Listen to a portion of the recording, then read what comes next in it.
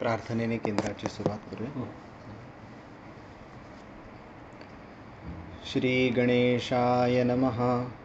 ओम नमो जी आद्या वेद प्रतिपाद्या जय जय स्वसंवेद्या आत्मरूपा. ओम नमो जी गणनायका सर्वसिद्धि फलदायका अज्ञानभ्रांति छेदका बोधरूपा. सर्वमंगलमांगल्ये शिवे सर्वार्थसाधिके शरण्ये त्र्यंबके गौरी नारायणी नमोस्तुते. अखंडमंडलाकारं व्याप्तं येन चराचरं तत्पदं दर्शितं येन तस्मै श्री गुरवे नमः. ओम हरि ओम. स्वभानी अवधान हे स्वरूपानुसंधान येणे करी गा मन आत्मसंस्था. स्वामी माधवानंदांनी जो ध्यान प्रक्रिया सांगितली आहे त्यात मुख्य गोष्ट मी काय करू शकतो, काय करायचं आहे मला, तर स्वभानी अवधान. आणि हे सगळं मी का करतोय, आम्ही ह्या सगळं ध्यान करणं, ध्यान शिकणं, ही प्रक्रिया हे सगळं कशासाठी करतोय, तर मला स्वरूपाचं ज्ञान होईल या उद्देशाने हे सगळं करणं आहे. आणि हे डेस्टिनेशन आहे जिथं हा प्रवास माझा जायला पाहिजे. आता छान थंडी पडली आहे, त्यानंतर सुट्ट्या असतात, आम्ही कुठल्या तरी गावाला जायचं ठरवतो, कुठेतरी यावर्षी जाऊया, बरं वाटेल, काहीतरी बघायचं आहे. तर हल्ली पूर्वी प्रवास वर्णनं ऐकत असो आपण, दुसऱ्यांचं एक्सपिरियन्सेस शेअर करत असतील. आता आम्ही ऑनलाईन बघतो 10 बेस्ट प्लेसेस कुठल्या आहेत पुण्याच्या जवळच्या लांबच्या, आणि त्यानंतर मला काय भावतंय बरं यातलं, हां हे मला छान वाटतंय, मग तिथले रिव्ह्यूज बघतो मी. जे ऑलरेडी गेले आहेत, तिथे पोचले आहेत, त्यांनी तिथले लिहिलेले रिव्ह्यूज बघतो की हां हे चांगलं आहे, 4 स्टार दिलेत, 5 स्टार दिलेत, फोटो लावलेत. ॲक्च्युली हे सगळं आहे, ह्यानी मला सगळी त्या जिथे पोचायचं आहे मुक्कामाची त्याची आयडिया तयार होते. तिथं गेल्याशिवाय तो अनुभव नाही आहे मात्र, पण ती आयडिया मात्र आहे. मग मी ठरवतो, हां इथं जायचं आहे. मला का जायचं आहे, मला तिथं गेल्यावर बरं वाटेल, आनंद वाटेल, म्हणून मजा. तिथे जाईन, कसं जायचं आहे सगळा मी वेगवेगळे ऑप्शन्स बघतो. एअर ट्रॅव्हल आहे, स्वतः चालवत जाईन, अमुक तमुक सगळे प्रकारचं त्याचा रोड मॅप आहे. आणि मग त्यानंतर हे करत प्रत्यक्ष प्रवास केल्याखेरीज ॲक्च्युअल काही नाही तो अनुभव.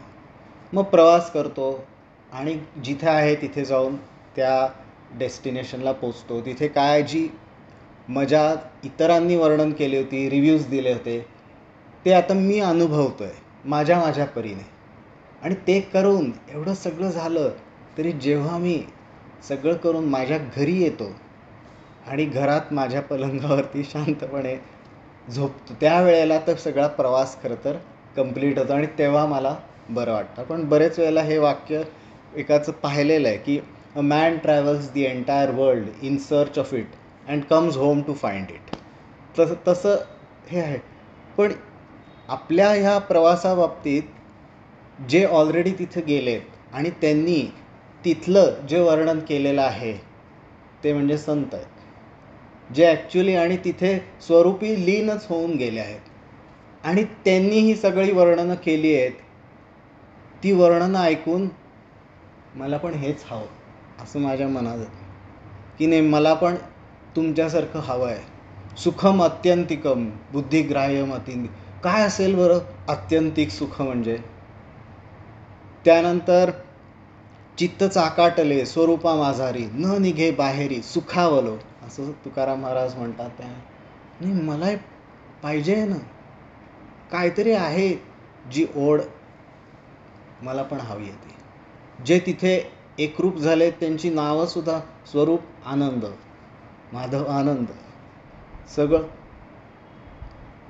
बाहेरच्या कोणत्याही गोष्टीने ज्यांचा आतला आनंद विचलित होत नाही, शांती विचलित होत नाही, अशी सगळी वर्णनं ऐकली आहेत, ज्यांच्यामध्ये सगळे दैवी गुण, अभयम, सत्व, संशुद्धी, सगळे 26 गुण सगळे जिथे राहतात असे ते होऊन गेले आहेत. माणूस म्हणून पर्सनॅलिटी डेव्हलपमेंट असं स्वामी म्हणत असत की हे मलाही व्हायचं आहे, त्यांच्यासारखं व्हायचं आहे. तर काय करू? त्यांची आधीची प्रवास वर्णनं बघ, त्यांनी काय केलं तिथे पोचण्यासाठी, काय दिलं. बाकी दुसऱ्या डेस्टिनेशनला जाताना सुद्धा आपण बघितलं, वेगवेगळ्या पद्धतीने जाता येईल, त्यांनी काय दिलं त्यासाठी, किती पैसे मोजले. तसं तुला सुद्धा काहीतरी मोजावं लागेल इथे, ते द्यायची तयारी आहे का तुझी? तर ते सगळं त्यांचं प्रवास वर्णन, त्यांची साधक अवस्था सुद्धा थोडी बघायला पाहिजे की त्यांनी काय काय केलं. पण अंबुराव महाराज यांच्यासारखे त्यांचं असं साधक अवस्थेतलं वर्णन ऐकलं तर आम्हाला नाही गेलं तरी चालेल असं वाटतं. 3 तासाच्या 3 बैठकी असं म्हटलं की आम्हाला टेन्शन येतं की नाही, हे शक्य नाही, द्या सोडून. तर तसं एक हे पण लक्षात घेतलं पाहिजे की जसं पूर्वीपासनं ती त्यावेळेसची परिस्थिती होती आणि बाहेरची जशी परिस्थिती बदलली आहे, तसं जे तत्व तेच आहे, पण त्याला एक्सप्लेन करणारं जे शास्त्र आहे ते सुद्धा या संतांनी पुढं नेलंच आहे आणि शब्द स्वरूपात आणलेलं आहे. गोंदवलेकर महाराज म्हणत की संतांच्या मुलांना तेवढा त्रास नाही का, कोणीतरी घेतलेला आहे तो त्रास आणि ते आता सोप्या शब्दांमध्ये केलेलं आहे. ते जास्त सोपं आहे. आपण मागं पाहिलेलं आहे खरं की अडबंगीनाथ महाराज त्यांची, म्हणजे तो प्रसंग असं म्हणू आपण, ते ऐकला होता की मच्छिंद्रनाथ आणि गोरक्षनाथ चालले होते आणि मध्ये वाटेत एक माणूस होता. त्यांनी सांगितलं, इथनं नाही जायचं, गोसावड्या कडनं जा. तर ते मच्छिंद्रनाथांनी ओळखलं की ह्या माणसात केपॅबिलिटी आहे, पण ह्याचं जरा अहंकार टोचला तर ते बरोबर होईल. कारण प्रत्येकाला त्याच्या आतलं बेस्ट कसं बाहेर आणता येईल हे संतांना बरोबर माहिती असतं. आपल्या बाबतीतही ते तसंच करत असतात की आपण जसे आहोत तिथनं आपण पुढे कसे जाऊ हे स्टेप बाय स्टेप ते नेत असतात. तर तसं ते सांगतात की माझ्याकडे काहीतरी होतं पण तुला काही जमायचं नाही. काय जमायचं नाही मला सांग. ते सांगतात नाही, तुला तुझ्याच्याने होणार नाही. तो मी शब्द देतो, तू काय जे सांगशील ते मी करून दाखवेन. ते सांगतात ओम म्हणायचं, इथे लक्ष द्यायचं, 12 वर्ष इथनं हलायचं नाही असं म्हणतात. मच्छिंद्रनाथ आणि गोरक्षनाथ तिथनं निघून जातात. 12 वर्षांनंतर परत येतात. त्यावेळेला हा माणूस पूर्ण बदललेला असतो. त्याला सगळा अनुभव जो काय यायचा आहे तो आलेला असतो. तो पण शरण जातो ह्यांना की तुमच्यामुळे माझं कल्याण झालं. पण सांगायचं ही कथाप्रसंग अशा ह्याच्यासाठी आहे की त्याला फक्त सांगितलं होतं ओम म्हण, बस. पुढचा गायडन्स नाही, काही नाही. सगळं आतमध्ये त्यांनी काय केलं असेल हे त्यांनाच माहिती. पण आपल्या बाबतीत ते कष्ट नाही आहेत. सगळी ही नाथ परंपरा आहे. त्यांनी पुढे हे स्पिरिच्युअल सायंटिस्ट म्हणतायत. त्यांनी तत्व तेच आहे, सगळे तिथेच पोचले, त्याच्याशीच एकरूप झाले. पण शब्द स्वरूपामध्ये त्या वेळेची भाषा आणि त्या वेळेनुरूप वेगवेगळे एक्झाम्पल्स देत आपल्याला समजेल असं ते सायन्स आलेलं आहे. त्यामुळे एक्झॅक्टली कुठे मी लक्ष द्यायचं, तिथं लक्ष दिल्यानंतर मी काय करायचं, त्या स्टेप्स फॉलो केल्यानंतर काय होईल आतमध्ये, आणि ते मी कुठे आहे बेसिकली, आणि माझी पुढची स्टेप काय असली पाहिजे त्या नकाशात शेवटच्या स्टेजला पोचण्यासाठी हे टप्पे दिलेले आहेत. आता मी पडताळून बघायला पाहिजे नकाशावरती की मी कुठे आहे आणि माझी पुढची पायरी काय असली पाहिजे. तर असं बरंच हे पण सोपं झालेलं आहे. पण केलं प्रवास सगळ्यांनाच कुठल्याही काळामध्ये काही असलं तरी स्वतःच करायला लागणार आहे. आणि एक की संतांनी जे केलं त्याचं अनुकरण नसतं करायचं. म्हणजे 3 तास त्यांनी 3 तासाच्या 3 बैठकी केल्या म्हणजे तुम्हाला 3 तासात नाही, पण ते सांगतात त्याचं अनुसरण करायचं असतं, असं स्वामींनी 6व्या अध्यायात सांगितलं आपल्याला. की ते सांगतात ती साधना की तू असं असं कर, हे जे सांगितलं आहे ते साधना त्यांचं अनुसरण करायचं आहे आपल्याला. आणि त्यासाठी आपल्याकडे भांडवल काय आहे हे सगळं करण्याच्यासाठी? वेळ, शक्ती आणि माझं लक्ष. त्या वेळ आणि शक्ती जेव्हा अवेलेबल आहेत त्यावेळेला मी माझं लक्ष कुठे गुंतवलं, त्यावरती मी किती प्रवास करणार आहे हे ठरणार आहे. आपला चॉईस असतो बरेच वेळेला की ओके आता काम संपलं आहे, आता फ्री टाईम आहे. आता हा फ्री टाईम थोडा वेळ मला वाटतं बघावं, असं काहीतरी मोबाईलवर बघितलं आहे, सिरियल बघितलं आहे, थोडी मजा केली आहे. पण एका मोमेंटनंतर मला लक्षात येतं की आता हा चॉईस आहे की मी हे करू का ते करू. त्या चॉईसच्या वेळेला मी लक्ष जिथं देईन, माझ्या वेळेची आणि शक्तीची गुंतवणूक जिथं करीन, ती गोष्ट पुढं जाणार आहे. सिम्पल. आणि त्यानुसार मला जे काय फळ मिळणार आहे ते मिळणार आहे. साधनेत पुढे जायचं असेल तर तिथं मला टाईम, एनर्जी इन्व्हेस्ट करायलाच लागेल तिथं लक्ष देण्यासाठी. एकदम बरेचदा आपण म्हटले की सायन्स हे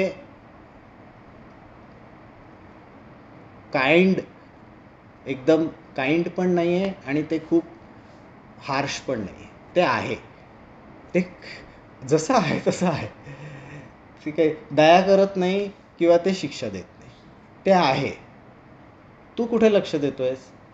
तू तिथं दिलंस तर तिथं तू जाशील, तू इथं लक्ष दिलंस तर इथे पुढे तू जाशील. मग आणि हे आपल्याला माहिती आहे, आपण सगळे मोठे आहोत, त्यामुळे की एका दिवशी खूप खाऊ शकत नाही, एका दिवशी खूप व्यायाम करू शकत नाही एकदम. तसं एका दिवशी खूप ध्यान केलं आहे आणि खूप पुढं गेलो आहे असंही होत नाही. आणि त्यामुळे कन्सिस्टन्सी, दीर्घकाल नैरंतर्य, सत्कारा सेवितो दृढभूमी, दीर्घकाल नैरंतर्य हे सगळं मेन गोष्ट आहे. की मी एकही दिवस माझी साधना बुडवता कामा नये. आणि फक्त बुडवता कामा नये म्हणजे अटेंडन्स लावली असंही नाही, मी माझ्यातच इंटरेस्ट असला पाहिजे. मला कोणालाही इंटरेस्ट नाही आहे माझ्या प्रोग्रेसमध्ये, आध्यात्मिक प्रोग्रेस तर अजिबातच नाही. एक वेळेला आपल्या ऐहिक प्रोग्रेसवरती कोणीतरी डिपेंडंट असू शकतं काही काळ, आणि त्यामुळे बाबा तू नीट कर ऑफिसमध्ये म्हणजे मला काहीतरी मिळेल असं असू शकतं. पण आध्यात्मिक प्रोग्रेसवरती आपल्या कोणीही डिपेंडंट नाही, आपणच फक्त इंटरेस्टेड असायला पाहिजे आपल्या आध्यात्मिक प्रोग्रेसमध्ये. बाकी कोणाचाही इंटरेस्ट, सद्गुरूंचा एक प्रकारे असू शकतो की माझ्या शिष्याची प्रगती व्हावी, हा त्यांचा मोठेपणा. ते पण शिष्यालाच इंटरेस्ट असला पाहिजे, आपल्याला आपल्या प्रोग्रेसमध्ये आध्यात्मिक इंटरेस्ट असला पाहिजे. आणि त्यामुळे मी हे सगळं का करणार आहे, मी काल जिथे पोचलो आहे त्याच्या पुढे मी गेलोच पाहिजे, तरच माझी त्या मुक्कामाच्या दिशेने प्रगती आहे, नाहीतर प्रगती नाही आहे. मग मी काय करायचं? भक्तिभावे जाता तयासी शरण, होते ओळखणं स्वरूपाची, असं स्वामी स्वरूपानंदांनी म्हटलं. काय करू? ते सांगतायत ते एक्झॅक्टली तसंच करायला प्रयत्न कर. नीट बस, जसं सांगितलं तसं एक्झॅक्टली रोज शक्यतो त्याच वेळेला बस. शांत ठिकाणी घरात एक जागा बनव मस्तपैकी, आणि ही वेळ सगळ्यात माझ्यासाठी महत्त्वाची हे ठरव. आणि हा मी टाईम असं जे आपण म्हणतो, मोबाईलसाठी वगैरे म्हणतो हल्ली की हा मी टाईम आहे, प्लीज डोंट डिस्टर्ब, हा माझा तो हा खरा मी टाईम हा आहे की माझ्या स्ववरती लक्ष देण्याच्यासाठीचा हा वेळ आहे माझा, हा मी टाईम आहे. बाकी आता नाही, सगळं आत्ता 1 तास बंद, पाऊण तास बंद, जे काय माझं बसण्याचं कपॅसिटी आहे बंद. आणि मी काय करीन, धावतंय ना मन खूप जोरात, त्याला थोडं स्लो करायला पाहिजे मला. कसं करीन बरं स्लो? त्या मनाला काहीतरी एका स्लो गाडीमध्ये बसव. स्लो गाडी कुठली आहे? श्वास. एक लय आहे त्याला आणि एका संथ गतीने ते आपोआप बॉडी ठरवते. वेगळा काही मी कंट्रोल केलेला श्वास नको आहे, नॅचरल जसा येईल तसा श्वास आहे. त्याच्यावरती मी श्वास घेताना सो, श्वास सोडताना हम किंवा ओम, श्वास घेताना ओम, श्वास सोडताना ओम किंवा राम असा छोटा मंत्र घेतला आहे आणि भ्रूमध्याच्या ठिकाणी इथे लक्ष केंद्रित केलं आहे आणि मंत्रस्मरण केलेलं आहे. काही दिवस हीच प्रॅक्टिस करायला लागते. एक तर ती सोपी पण वाटते की नाही मला एवढंच करायचं आहे, आत्ता बाकी काय होणार आहे हे केल्यामुळे ते मी नंतर बघीन, पण आत्ता ही पहिली स्टेप आहे तर मी तेवढी ही नीट करीन. स्टेप बाय स्टेप माझं पुढे प्रोग्रेस होत जाईल आणि त्या स्टेपमध्ये जमू दे मला. श्वासावरती लक्ष केंद्रित करणं जमू लागलं आहे, त्याबरोबर मंत्र पण बसतो आहे आता बरोबर. आता भ्रूमध्याच्या ठिकाणी लक्ष केंद्रित करत ह्या दोन गोष्टी की श्वासावर लक्ष केंद्रित करत असतानाच भ्रूमध्याच्या ठिकाणी इथे पण आहे आणि मंत्र पण म्हणतो आहे. असं करता करता ह्या गोष्टीकडे लक्ष देताना मनाला इतर ठिकाणी जायला वावच मिळणार नाही. ते आपोआप हळूहळू होत जाईल. एखादी उतारावरती गाडी आहे जिचं ब्रेक गेलेला आहे आणि आपला मित्र आहे लकीली आपल्याबरोबर, तर तो समोर गाडी लावेल त्याच्या आणि तो हळूहळू हळूहळू होईल आणि आपली गाडी पण त्याबरोबर हळू होईल. तसं धावणारं हे मन आहे हे मी स्लो केलं श्वासावरती बसवून. पण श्वासावरती लक्ष देणं हा काय माझा एंड पॉईंट नाही आहे, तो उद्देशच नाही आहे. त्यानंतर हा जो मंत्र आहे, श्वास कारण इतके मंद होतील हळूहळू करताना, जसं जसं थॉट्स कमी होत जातील तसं श्वासही शांत व्हायला लागतील. श्वासाकडे लक्ष द्यायची गरजच राहणार नाही. मंत्राचा जो अर्थ आहे तो म्हणजे माझं खरं स्वरूप. ओम म्हणजे मी, सोहम म्हणजेच मी, म्हणजे ते तत्व मी आहे, ते तत्व मी. आता हे सारखं मी म्हणायचं का ओम म्हणजे मी, ते तत्व म्हणजे मी? नाही. आपलं जे नाव असतं ते हाक मारल्यानंतर हे मला हाक मारताय हे जसं आपलं ते इक्वेशन झालेलं असतं तसं आपल्याला दरवेळेला मला हाक मारतोय असं करायला लागत नाही. तसं ओम म्हणजे मी जे आहे ते सुद्धा एकदा आत ठरवलं की तशी धारणा माझी तयार होते. दरवेळेला म्हणजे ओम म्हणजे मी, ओम म्हणजे मी असं करायला लागत नाही. जे माझं अस्तित्व आहे, जे नक्की आहे हे मला माहिती आहे. बाकी काही निसर्गदत्त महाराज नेहमी तू काहीतरी इमॅजिनरी आहे त्याच्यापासनं सुरुवात करू नकोस. तुला नक्की माहिती आहे ना तू आहेस, ते तुझं असलेपण आहेपण जे आहे तेच तुला पकडायचं आहे. पण ते मला बुद्धीने पकडता येत नाही कारण मन खूप विचलित असतं आणि म्हणून आधी मन शांत होत जाणं आणि मग माझ्या आहेपणाचा मी म्हणजेच स्वतःच्या अस्तित्वाच्या जाणीवेचा मी वेध घेत असतो.